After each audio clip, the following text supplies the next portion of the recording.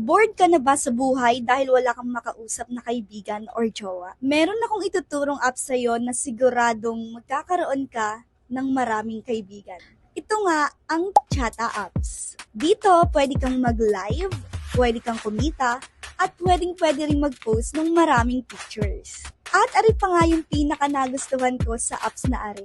Pwede kang makipag-usap ng free lang. Kung single ka, tutulungan ka ng matchmaker na makahanap ng partner.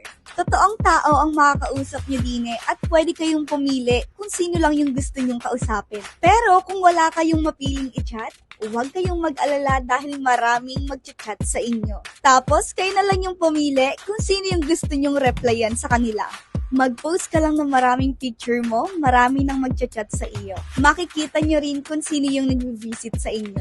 Kaya ano pang iniintay mo, bes? I-download mo na ang chat apps, link in my bio, at kita-kits sa aking live. Yun lang, bye!